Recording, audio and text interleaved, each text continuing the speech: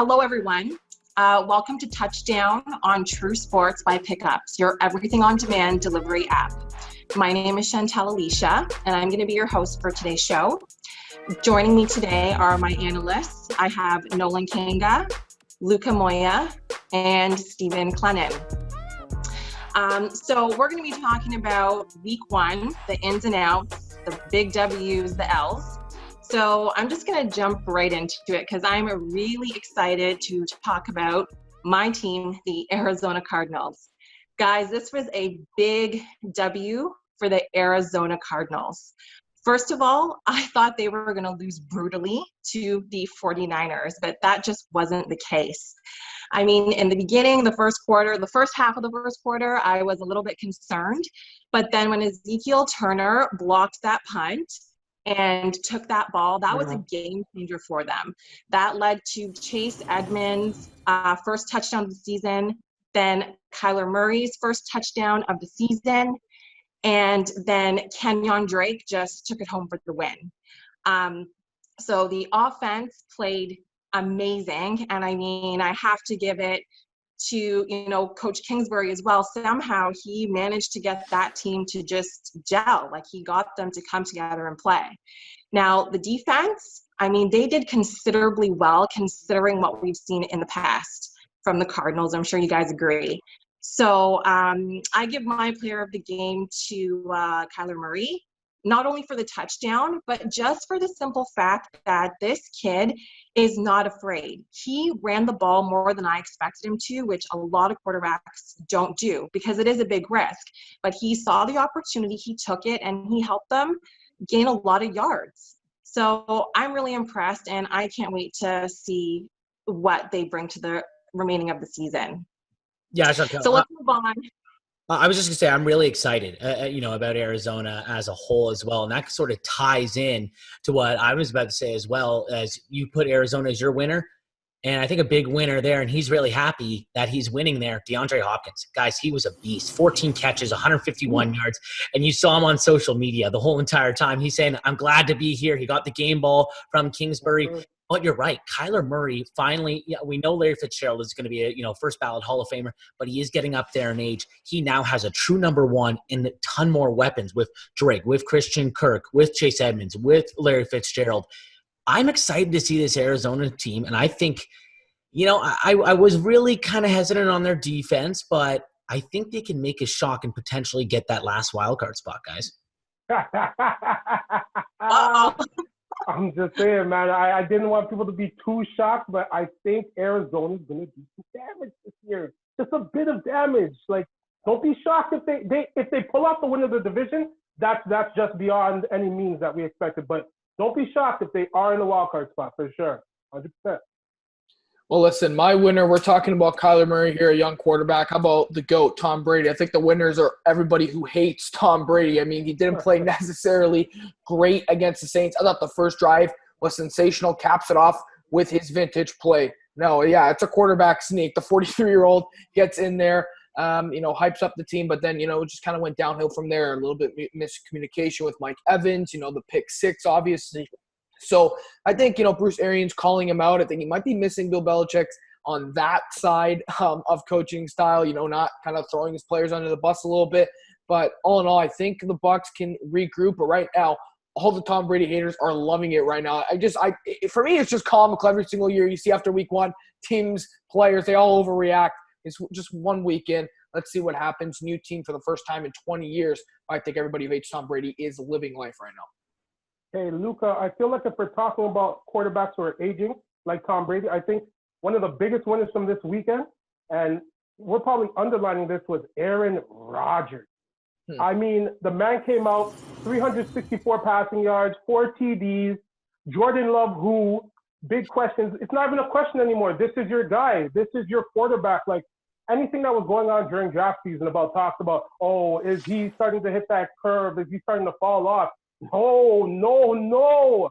Mama, there goes that man. Aaron Rodgers is still the guy we expected him to be. He's going to be putting up numbers all season. They didn't even have to get him receivers in that draft. Look at what happened yesterday. It's crazy how Allen Lazard and MVS, both of these guys, weren't really being talked about last year. Questions of could they help him out? with the wide receiver core. These guys both came through.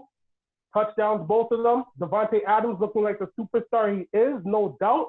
There's no reason why Green Bay can't win this whole thing right now. They're looking extremely dangerous on both sides of the ball. And if Aaron Rodgers stays at this level, my Lord. I love it. Week one, already talking about winning the whole thing. I love it. Overreaction Mondays. You guys know what it is. Yeah. Tough one for Nolan over there for his defense, though. Well, you know what? That's, I guess, leads us into losers. And Chantel, if I can get it started here. Sure. Even mentions Aaron Rodgers as the winner. Minnesota Vikings. My Vikings defense, that's my big loser. They allowed the most points since 2013, where they allowed 44 points to guess who?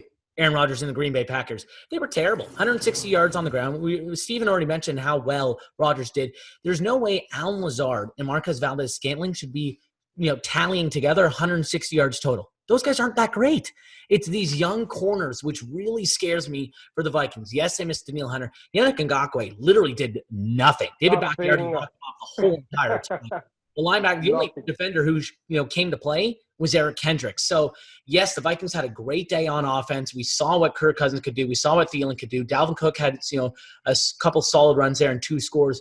But 43 points, it was embarrassing. Minnesota, and it hurts me to say, they are my loser for week 1. I mean, tough love here, Nolan. Tough love. You talked about defense. How about that Pittsburgh defense last night? My loser, Saquon Barkley. I don't know if that was just amazing Pittsburgh defense or the O-line for the Giants are still as brutal as we all thought. I mean, they lost Nate Soldier, obviously opted out due to COVID-19. But this O-line looks like a complete mess. And it's funny. They kept the young second-year player, Daniel Jones. I thought he had some pretty good time last night for the football. But every time Saquon got that ball, he could do absolutely nothing. This was the definition of you cannot do anything unless your O-line creates something for you. The most important unit on a football team, you saw it last night, one of the most talented running backs in the league, -6 yards through the first half. It was insane. Saquon Barkley, my big loser. They need to do something on the offensive line. Yeah, I hear that. I mean, my big L, guys, for the week is the 49ers. I was not impressed with them at all. I mean, just coming out of the Super Bowl a few months ago, losing the way that they did, I mean, I was not impressed at all. I thought they were going to go in there, and I thought they were going to kill the Cardinals. And, I mean, in the first half of the first quarter, Garoppolo was hot. He seemed like he had it going, but then all of a sudden it just kind of went downhill from there. He was overthrowing the ball. I mean, he overthrew the ball. It got picked off by the Cardinals, which, I mean, he had a couple of sacks, which is obviously not his direct fault, but the defense just wasn't backing him up. And I just think the whole team just was not prepared for the Cardinals defense. I think that's what it came down to. And it really, really saddens me, honestly, because I'm expecting them to go to the Super Bowl. And now I'm not so sure after what I saw on Sunday. So Chase, what about you? Who's your L? My big L might come across to shock people a little bit, but for me, it's actually Le'Veon Bell. I don't know if a lot of you guys watched that Jets and Bills game. It was a pretty bad game, but the Bills did put out the big win. The reason why I'm giving Lev Bell the L is this. If we can date back, and I'm sure I'll get a little video piece up here of his Twitter. But if we can date back to August 26th, during a practice, Adam Gase had pulled Lev Bell off the field, said he put him to the side because of some tightness in his hamstring. Lev Bell came out on Twitter maybe a couple hours later saying, "Ain't no tightness in my hamstring." Guess what, baby? That hamstring got pulled yesterday in I think it was second quarter. He had 8 touches only. He's supposed to be a guy for that team, the guy for that team. And if it's a problem with your hamstrings and your coach is trying to look out for you, my gosh, was Adam Gase right? I can't even say those words properly. This guy was right. He tried to pull him out saying he had hamstring problems. I guess Lev Bell thought, you know what? You're trying to do the same thing as last year and cut me off for my touches. I want to get all my touches in. Well, buddy, you're not going to be having touches for at least 3 weeks being on that IR. So we're going to see what happens on from here on out. But, yeah, he's my biggest loser this week just for that fact. Karma can be a real B if we're talking about that. True. All right, guys. So let's talk about our top 5 based on week 1 performances. Okay, so I'll go first, I guess. So number 5 for me, I would have to say, is the Green Bay Packers. I was really impressed with what I saw on Sunday between Aaron Rodgers and Devontae Adams. They're like a really good duo. They really got this thing going on. I think that they've always been a strong team. They've had their ups and downs throughout their seasons, but I feel like they're pretty hungry this year. For number 4 for me is the Seahawks. They're always a strong team, right? I always see good things out of them. Russell Wilson is a great quarterback. I just think that they need to like fine tune and really come together. And I think it's possible that they could get in the playoffs this year. Number 3 for me is the Baltimore Ravens. They killed the Browns on Sunday. They really showed their strength throughout the whole game. And I think they're going to go far as well. Then I have New Orleans as my top second. Like, Drew Brees is just such an amazing quarterback, and I feel like he really, really wants this to win, especially if he's going to be possibly retiring soon. And then number 1, Kansas City Chiefs. I know they're going to the Super Bowl again. It's just a matter of against who. So, Nolan, who are your top 5? Yeah, I got, a pretty similar list as well, but 5 just for that defense. Luca mentioned it already. I put the Pittsburgh Steelers. I get you didn't really face a really good opponent in New York. TJ Watt looks like a freak. Devin Bush is going to be an absolute monster in this league. And probably going under the radar, maybe the most underrated player in football, Bud Dupree. He was a nightmare for Saquon Barkley. He was going crazy. Yes, sir. And the thing is, yes, the defense is going to be probably, 1 or 2, the best in the league. This team will go as far as Ben Roethlisberger can take them. He was really struggling in that first quarter. Then they started connecting with Juju Smith-Schuster, Deontay Johnson, and Benny Snell. They had it going. They're my 5th team. 4th, Buffalo. Man, Josh Allen, I know everybody makes fun of him. He had one really bad pass to John Brown in the back of the end by about 9 feet. I'm telling you right now, he looks better than Sam Darnold. He looks better than Baker Mayfield. Obviously, he looks better than Josh Rosen. He looks like the second best quarterback in that class. 300-plus yards. Of course, he does his stuff on the ground.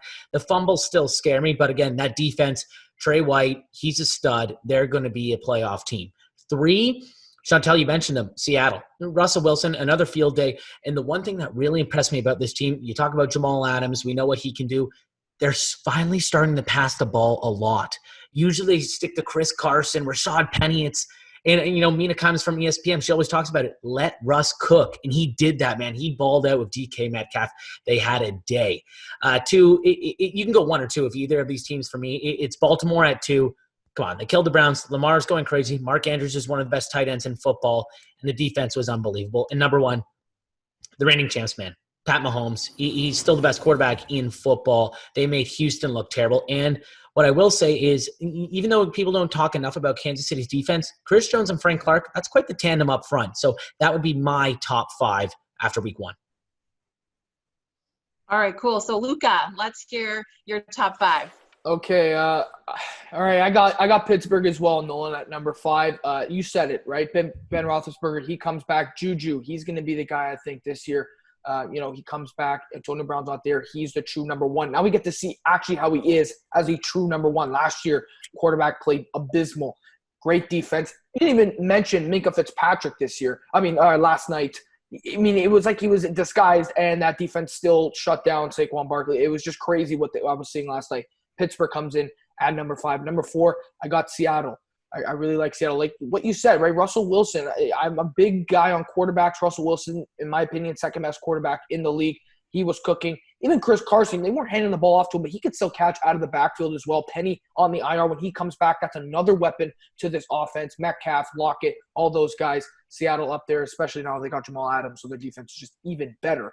And then here at number 3, I got the Saints. I really like what the Saints do. All this talk about, are the Saints going to be the same team after all the controversy with Drew Brees? Are they going to be the same team with no fans in that dome that's been carrying them for the last decade, maybe the last 20 years? And they still got it done after the Bucs went down, drove down the field, scored, put the pressure on. They came back. Michael Thomas, he was shut down the whole game, and they still managed to put up 30 points. Unbelievable. I still have the Saints at number 3. And like you said, Nolan, it's one or two. Make your pick. It's really make your pick. It's Baltimore, Kansas City. I'm going to go Baltimore number 2. They just beat down on a Browns team that might not be the coaching that's the problem with this team. I know we're going to talk a little bit later maybe about the quarterback situation, but I think right now if you're Cleveland, you have a lot of problems with that talented of a roster. You should not be getting blown out like that. I don't care who it is. And then number 1, Patrick Mahomes. Only threw the ball 20 times, and he still ended up with 200 yards. It's just unbelievable what that team can do. And their defense is better than people realize. Tyrann Mathieu, he was an amazing player on, Chantel, sorry about the Cardinals. I mean, he left now, but he was a great player for them and for Bruce Arians when they had that great year, went to the NFC Championship game. He looks like he's back in his prime. So I got Kansas City at 1. All right, awesome. So, Steven, you're up. That's you. I'm not going to really get into it because I think a lot of our lists look the same. So I'm going to break it down real basic. Number 5, I would have had Buffalo, but you know what? After Monday night's games, Pittsburgh Steelers, my God, you guys came out here and really put a notch in it. Like, I didn't think they were going to do it like that, but they definitely showed out. That defense is working at the top of their game, all levels, from the defensive line all the way up to the corners. They're doing well. That wide receiving core, that's going to be a dangerous wide receiving core to Ben to work with the rest of the season. Juju, James Washington, Deontay Johnson didn't even really get involved. And my Lord, the Canadian Chase Claypool, if that boy looks like he's going to have a breakout maybe in the next 2 to 3 seasons, but if he does something dangerous this year, I get it. He looks very nice on his routes and very crispy with the catches.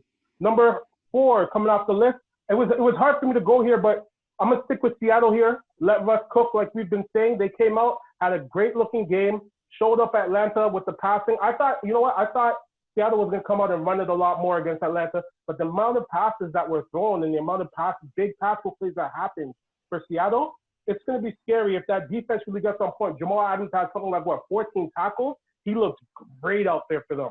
I'm really proud of what he's going to do, and I think Seattle can make big moves. Number 3, I'm going with the Green Bay Packers, man. You guys are sleeping. Aaron Rodgers, I don't have to talk about him. I've already talked about him. Aaron Jones looked decent out there. They're going to feed him the ball a bit more and keep working like that. But that defense, I think that defense is slept on, guys. The Smith brothers coming off both edges, like they're shutting it down. And it's different from what we've normally seen from them, but they're really a top 10 defense to me. And I think they're going to hold up that way for the whole season. Number 2 and number 1, flip-flop however you want it. Baltimore, Kansas City, Baltimore. But I'm going to stick number 2, Baltimore, like most of us guys here. Came out, had a great game. I was surprised that J.K. Dobbins had 2 touchdowns in that game. Mark Ingram didn't look as good as he should have. He looked a bit slowed down, but that addition of J.K. Dobbins paid off. 2 goal line touchdowns. My God, I'm proud of this guy. I'm proud of the entire Baltimore team. That defense, we're not sleeping on them anymore. We've never been sleeping on them. They've always been talented, so we know what they came to do, and they're here to do it. Number 1, Kansas City, Patrick Mahomes, Andy Reid, the offense. The defense, like you guys have said, they're making their way up. That defensive line is extremely dangerous. Number 1. No one's going to knock them off the number 1 pretty much until they lose or until they have a bad game. They're locked in, guys. Top 5. All right. Awesome, guys. So we are now heading into week 2 of the season. And starting us off, we have the Bengals versus the Browns. So thoughts on that? Guys, I'll be really honest with you. This is not an exciting matchup for me. I'm not a fan really of either the Bengals or the Browns. However, I think after that humiliating loss that the Browns took on Sunday, I think that should be enough push for them to win this game against the Bengals. And that's pretty much all I have to say about that. Who wants to chime in? Yeah, I'll go in here first, guys. I think it could be actually a more entertaining game than we kind of think, right? I didn't watch much of Joe Burrow. I was kind of tuning in more to the Saints and Bucks game. I know he had that TD run. I'm excited to see how he does, with the national spotlight. I mean, I kind of want to see how he does. He really liked throwing to his slot receivers last season when he was at LSU. So I expect Tyler Boyd to have a really good game this week. I think he's going to throw him the ball a lot more. And guys, remember, they lost, but their kicker missed. And that push off AJ Green, was it a push off in the end zone? I think it was, but again, that's a call that got reversed. So a lot of things could have went different for the Bengals. They could have started off 1-0. This is a better team than people realize. And now with Joe Burrow, I think he's a real deal. Again, I got on Chase for overreacting in week 1, but I think he looked pretty good. We're going to see how he gets when he goes up against better defenses. But the Chargers have a pretty good defense as well. So I think against the Browns, a divisional rival, I think it's going to be pretty exciting to see. No, for sure. I agree with you, Luca.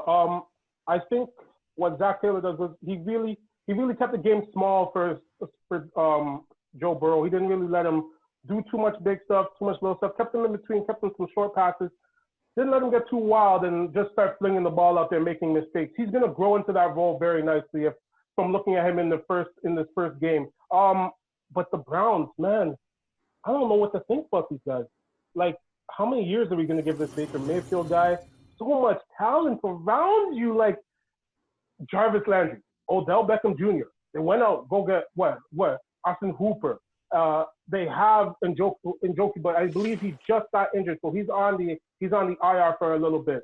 Kareem Hunt, like Nick Chubb, and it just didn't seem like their offense can get moving, can get rolling. I don't know if I can believe in these guys, but for me, I'm about to give them one more week. Just one more week. This is a division matchup. Just one more. Just week 2, Chase. Yeah, Second game. Just one more game. Yeah, I'm looking at the culmination of seasons ahead. Like, I get you. First overall, he's a number 1 pick. This is going to be number 1 versus number 1. If you can't beat Sam Darnold in this game, who are you really to us other than a letdown? Someone who probably should have never been taken first, maybe in the 3rd, 4th, 5th round. I don't want to see him out there not succeed. I want to see him do well. But it's hard to see him do well when his team and himself keep losing. There is no other option. But I'm going to sit here and say from this, I think it's going to be the Browns 24-20 over the Bengals. That's how I feel. I don't know if it's going to happen like that, but I'm going to give Baker the benefit of the doubt for one more week. I'm not even going to put it on his coach, just him. One more week. All right. So Nolan, tell us your thoughts. Steven had a lot of points there, and some of them I agree with. I think I'm going to give Baker a little bit longer than one more week, but I know in a bit. But my thing is, right now, and I know it's only been 1 week, I feel like Joe Burrow is the guy we all thought Baker Mayfield was going to be. He's just this character that everybody wants to fall in love with, and you saw in that post game, they basically asked you, hey, how'd you rate your performance? And he goes, oh, it was a D. I didn't play well at all. And that's against probably a top 5 defense. Bosa was running around every edge, basically had Burrow running for his life. Good corners, Casey Hayward, Chris Harris Jr. I don't think Tyler Boyd got a catch until the 3rd quarter there. So I think against this Browns defense, Burrow's going to have a great game. But this is going to prove Mayfield has to show up against a Bengals defense, which is pretty terrible. So I think it's actually going to be a solid game.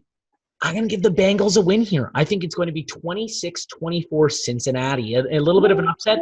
I think Burrow's going to prove why he was the number 1 pick. I think Mayfield still has a good game, but that defense is still so weak. And I think even though there's a ton of weapons of Cincinnati, or with Cleveland, there's still quite a few weapons with the Bengals. Wow. You guys are giving them a lot of hope. I feel like the score is going to be like 10-7 for the Browns. I'm not on board, but I guess we'll see when Thursday night comes. All right. So guys, with that being said, question of the day is, if the Browns miss the playoffs, is it time to move on from Baker Mayfield? Hell yes. Oh.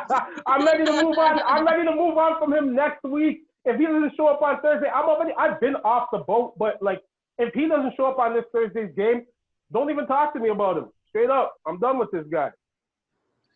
All right. Wow. It's easy to jump the gun, right? And I get it. I know he's been in the league. He's number 1 pick. He's got a lot of talent. Heisman Trophy winner, Lincoln Riley. He's supposed to do well in this league.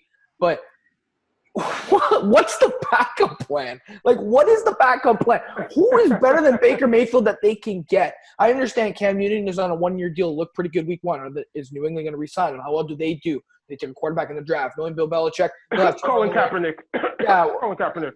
They'll have Trevor. How good is he going to be though? That's the thing, right? He's been out of the league. So what I'm saying is to you is, what is the plan for Cleveland? I mean, every year there's a question mark around every team, but this is the team we talk about the most. Is the quarterback? Is it the coach? Is it the receivers being divas? What is it? What is the backup plan? You got to test the market. Who is out there for Cleveland to get? Who is better than Baker Mayfield? I still like him. I loved him at Oklahoma. I still think he has potential to be good in this league. We're going to find out what's going to happen. I don't think Cleveland should just give him away unless they have a reliable backup, because really it's really hard to find a good backup in this league, let alone a starter. Yeah, so for my situation, I feel like it was a little bit of the game plan. Kevin Stefanski, when he was in Minnesota, 2 tight end sets, you'd run the ball down the team's throat. And Baker was throwing it a ton. I get you're losing a lot, but they didn't rely on Nick Chubb. They didn't really give the ball a lot to Kareem Hunt. This offense should be oriented around those 2 running backs and getting the ball quick out to whether it's Odell, Landry, Hooper, and Njoku when he comes back. You shouldn't rely on Baker to throw it 40 times a game. And it seems like every single time he tries to throw it, he's trying to throw in 100 mile per hour fastball. Sometimes you need that. And so that's a kind of a shocking thing to me. Do they move on? Your backup's Case Keenum. Yeah, he threw the Minnesota Miracle. I remember him. I'm going to love him the rest of my life for that play. He's not the answer. When it comes to the draft, it's Lawrence, it's Fields, it's this kid out of North Dakota State, Trey Lance. Are they all going to be gone in the top 10? I don't know if I see Cleveland drafting there. But if they make the playoffs, there will be some, players that might be available. One that could be a question mark, maybe this is a hot take, because I still love Baker too. If they miss the playoffs, Jacksonville, we know they're going to be terrible. They want a quarterback. What about Gardner Minshew? He's young. Against a Colts defense, he was 19 for 20 and won them the game for this team that everyone presumed was going to be tanking. I feel like that could be a piece down the road, at least to see. You're not giving them big money or anything. Trade them, trade away a 4th. Jacksonville wants all these picks. I feel like if this Baker situation doesn't work out, they miss the playoffs, why not give it a try and let, instead of swinging missing at the draft once again? See, I like that idea, Nolan. The only thing I would say about that is Cleveland right now, because of how bad they have been in the last however many years, I don't think they want to go, let's see how this works. Like they kind of want to win right now. Like they're tired of seeing, they're tired of drafting, they're tired of getting guys. And I agree with you. I think Minshew has potential to be really good. And I think he's going to fight to the end to try to get that starting quarterback position. I don't think he wants to tank whatsoever. I think he's going to go out there every single week and try to win games. But that's the problem with Cleveland. I think they're just tired of waiting. They want to win. And sometimes you need to wait, but when you've been waiting for 20 years, I don't know how much longer you can wait with a talented roster like that. I agree with what you're saying. I just don't know if they're willing to do that. And we're going to have to wait and see. Yeah, I agree. Like, honestly, I looked up the stats. They haven't been in the playoffs since 2002. I mean, they definitely need some big changes. They need big changes. So, yeah, I guess we're going to have to see how the season plays out for them. Well, guys, it was great chatting with you. That concludes our episode for today. Thank you so much for joining us on Touchdown with True Sports, sponsored by Pickups, your everything on demand delivery app.